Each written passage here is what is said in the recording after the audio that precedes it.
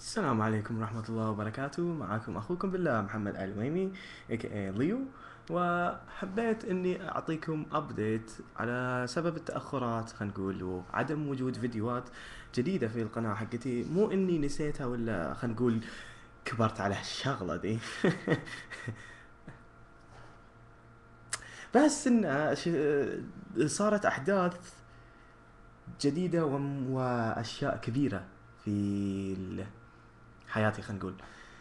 فممكن ان بعضكم يعرف اني انا كنت عايش في امريكا، نيوجيرسي. حاليا خلال الايام اللي فاتت، من يوم والله من يومين كذا توني جاي السعودية. وهذا خبر جدا مفرح بالنسبة لي. أخيرا أنا بصراحة أول ما جيت من أمريكا إلى السعودية كانت يعني شيء رهيب جدا. فأنا ولله الحمد الآن في البلد الحبيب السعودية، في الأحساء. ولله الحمد. ف آم، خلال الفترات اللي طافت، خلينا نقول من رفعت الخريطة مون التعليق الأول، وأنا قاعد أقص التذكرة، قاعد أرتب الشنط، قاعد أرتب الأغراض وأضمهم و... وجيت للسعودية، خلينا نقول. وسافرت من نيوجيرسي إلى ديترويت، ميتشيغان، لا والله ما أدري، نسيت. ومن ديترويت إلى أمستردام، ومن أمستردام إلى الدمام. فصارت مغامرة بصراحة ويوم أنا في عند المطار في الدمام. أقولها لكم، يلا أقولها لكم مع حماس. زين. يجيك، أنا بخش، زين، ويشوف الشنطة وفيها هارد ديسك من تحت الأشعة الإكس. فشاف الهارد ديسك، هو قال لي عندك هارد ديسك؟ أنا ما بكذب عليه، قلت له إي. فطلع قال لي في أفلام. أنا ما فهمت قصده بالصراحة، إيش قصده بأفلام يعني؟ تعرفون يعني الأفلام أفلام، بعد في أنواع واجد حق أفلام. أنا قلت له إي. زين. بلق عيونه. أفلام عندك؟ انا بصراحه توقعت انه يمكن من النوع اللي متعصب للافلام. تعرفون بعض الناس شوي متعصبين على اشياء دقيقه حتى في حياتنا، زي سياره مثلا ولا هالاشياء. انا على بالي انه هو من النوع اللي مدقق على الافلام. ف قلت عادي، هذا حتى في الطياره وانا جاي لهنا كنت اطالع افلام. مصيبة الكبرى صارت عنده يوم القيامة، استغفر الله. قال اكيد طيران اجنبي. هو قال طيران اجنبي، انا فهمت شو السالفه. قلت له ايه افلام عاديه مو افلام اباحيه ولا ذا. قال نادى على صديقه وفاتت الوضع، خلاص راحت من اليد. آه يا منصور، ما ادري ايش سماه صديقه، منصور تعال، ها خذوه فغلوح، هذا عنده افلام في هارد ديسكه. يا ابن الناس، انا فهمتك غلط. ما افلام عاديه، مو بافلام حقت وناسة اظن. لا، ما يخالف، المهم. زين. اكتبوا ورقه وذا وتعال بكره. انا بصراحه مو من سكان الدمام، ماني بجاي بكره، ابي الحين. قال ما في الا لازم يشيك. زين، انا في صور الاهل، بصراحه ما ابيكم تشوفونه بصراحة يعني. قال لا لا لا لا لا، واحد مختص، واحد مختص تبن في راسك بصراحة، واحد مختص. زين. قلت لا، الهارد ديسك بيطلع معاي. قال لي شو يسمونه، خلينا نشوف اذا كان. وذا قال لي هو اذا لازم يشيك بالاعلام. فقلت يلا شوفت كان موجود الاخ، خلينا نشوف الخبير موجود ولا لا. قال هذا الخبير موجود، وديناه له، انت راح. ذيك الحزة جاء صديقي، هلا الويبي. قلت له هلا هلا هلا، خذ شنطي وحطهم في شنطتك، بس لا الحين يسوون لي مشكلة وخلني اشوف ايش سالفتها ذات. وهجز يلا. المهم، رحت له انا وحالتي حالة، آه، يعني راحت للخبير. انا بصراحه الهارد ديسك صاير سبيل. زين. يعني انا ما ادري شو اللي حاطين فيه الروميتات الثانيين. ف وبصراحه ما كنت ابي اضحي، فرحت للخبير. انا اول ما شفت وضع الخبير ارتاح قلبي. اتوقع عن شو كان وضعه. كيف تركب ذي؟ انا شفته زي كذا. اي ركب الوايرات. قال لي شو يسمونه، يركب الوايرات حقيني. قلت انا اسوأ احتمالات انه يحرق الهارد ديسك حقي واتخلص من مشاكل. فقلت اجرب. حاطه واشتغل الهارد ديسك حقي. قلت يلا. الخمس دقائق الاولى كلها ضاعت في الديسكتوب مال الهارد ديسك، مو بعرف وين يروح. زين. قاعد يشوف الصور، ما في الا ثلاث صور، صوره بيضة وصوره حق ذا هامبل اندي باندل اللوجو حقهم، والصوره الثالثه تصميم الدم اللي اذا شفتوه الفيديو حقي اللي حق الانبوكسنج المسخره. على فكره ذا الفيديو مسخره، مو باني جاد انبوكسنج وصار لي دام صدق، ذا كلها مسخره من باب الضحك. فالمهم ما علينا. الدم، تصميم الدم هناك، هو قاعد يناظر فيهم لا سنه قاعد يناظر.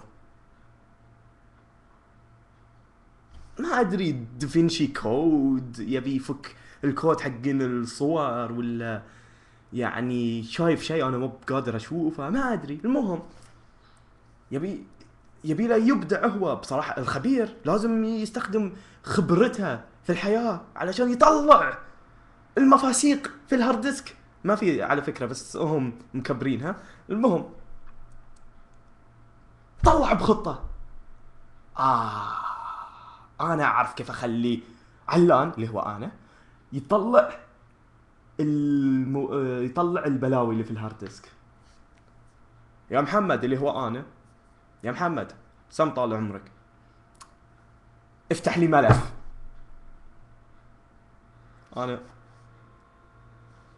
الحمد والشكر لك يا رب، الحمد والشكر لك يا رب على هذا وما كنا له بمقرنين.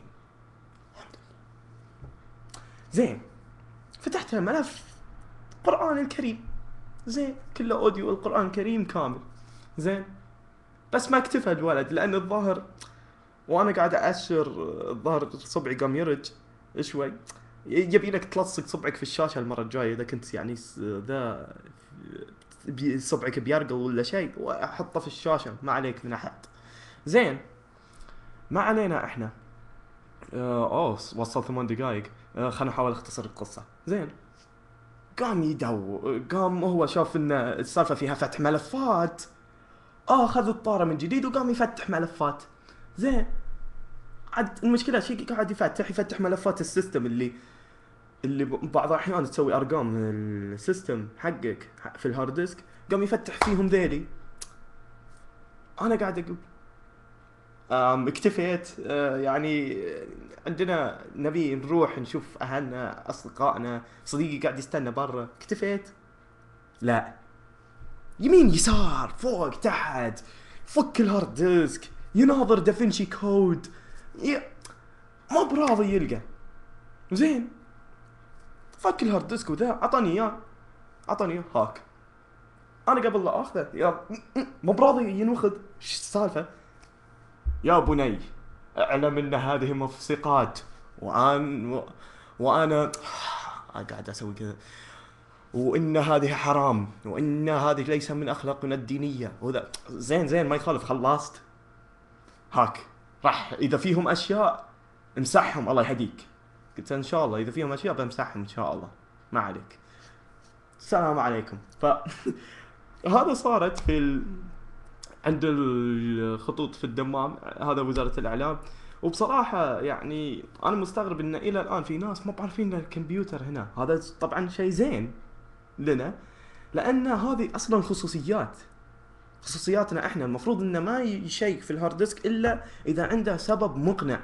إذا كان هارد ديسكي مليون مثلا يعني أشياء حق كبار خلينا نقول، هذا ممكن اني ابى تجربهم ولا شيء زي كذا، هذا ممكن انه ينصاد ما يخالف. بس حتى لو في مثلا صورة ولا شيء ذا خاص بك انت، انا ما ابي اعرف ايش قاعد تسوي فيها. بعد الواحد عنده، انا ما ادري، هذا مو بشغلتي انا اني اقعد اشيك. انت يا المشاهد اذا عندك مثلا صور في الهارد ديسك حقك ولا شيء زي كذا، مالي شغل بهم. انت انت بينك وبين ربك.